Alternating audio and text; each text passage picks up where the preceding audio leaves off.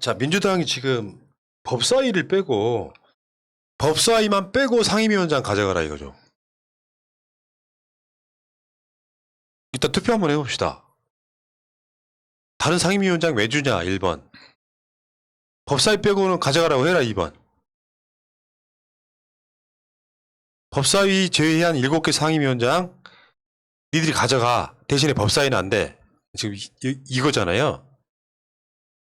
저는 이거 개인적으로 엿먹이는 거라고 생각하는데, 그냥 이거는 말 그대로 이렇게 나중에 이렇게 국회 의석수에 비례해서 뭐 상임위원장 가져갔냐 안 가져갔냐 이 말 나니까, 그래? 그러면 법사위는 됐고 나머지 니들이 가져가. 그러면 이제 그 야당에서는 당연히 법사위원장을 달라, 뭔 지금 면피의 행위를 하고 있느냐 하면, 이제 우리 쪽에서는 니들이 안 가져간 거다, 우리는 어쩔 수 없이 갖고 있는 거다, 좀 그런 모양을 만들려고 명분 쌓기다고.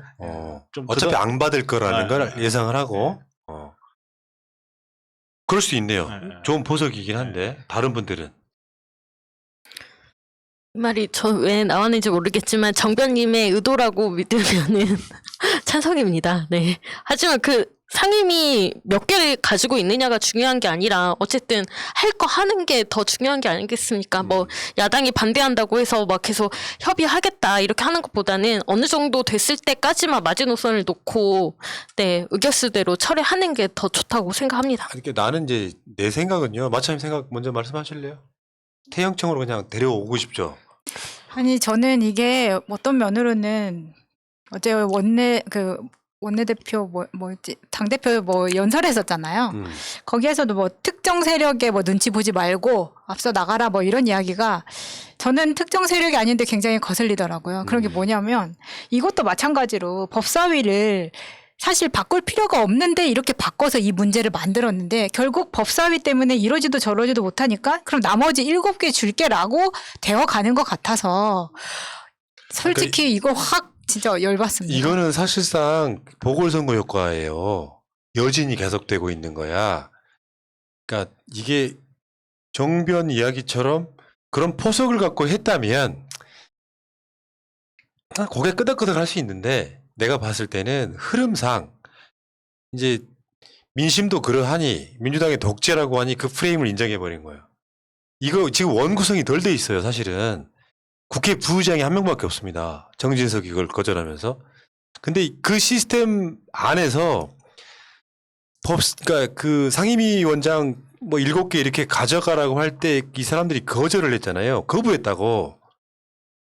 근데 민주당 입장에서는 174석 이렇게 있어도 법사위원장을 뺏기면 아무 의미가 없는 상태가 돼버려요.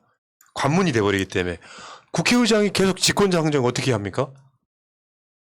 뭔가는 이렇게 합의를 해야 되는 상황이 되면 입법 자체가 불가능해지거든요. 그럴 때는 저쪽이 독재 프레임 같은 걸 막 걸어가지고 뭐 민주당 할 때 7개 가져가라 이런 이야기를 굳이 법사위를 빼고 가져가라 하면서 이렇게까지 할 필요가 없다고 생각해요. 상반기 국회는, 전반기 국회는 이미 세팅이 돼 있는 거잖아요.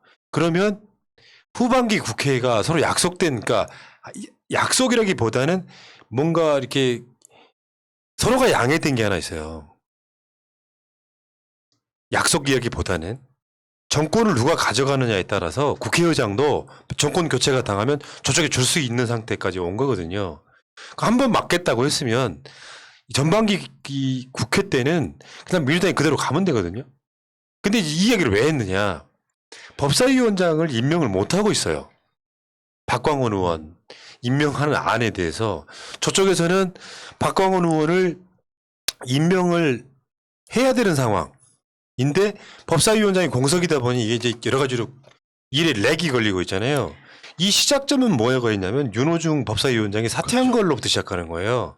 그러니까 윤호중 법사위원장은 개인적으로 이렇게 저번에 한번 대차게 까드린 적이 있는데 참 뭔가 일을 되게 이상하게 하고 있는 거야.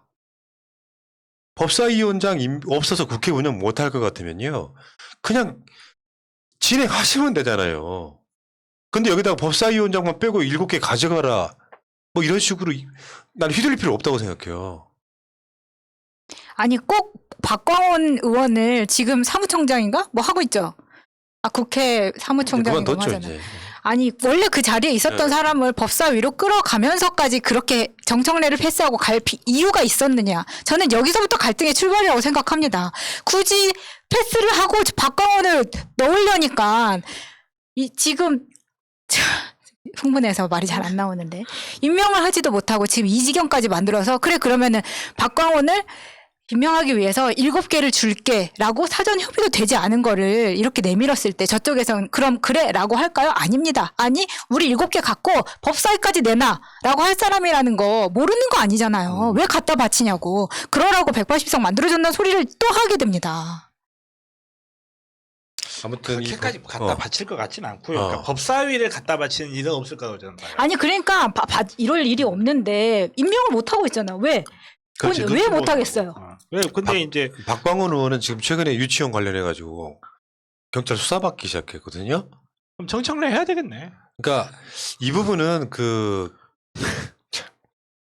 정청래를 법사위원장으로 못 만드는 논란이나 강성이다 이거잖아요. 그래서 원한 뭐 제가 유추하건대 그런 거예요.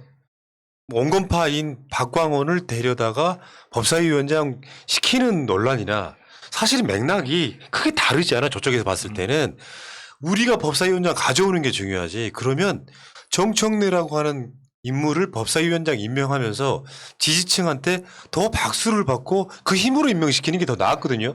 근데 정부적 감각이 떨어지는 건지 아니면 정청래의 논란이 휩싸이는 게 싫었든지 간에 문제 있어 보이는 사람을 법사위원장 임명하면서 법사위원장이 소위 말하는 빨간 수박이 되잖아요.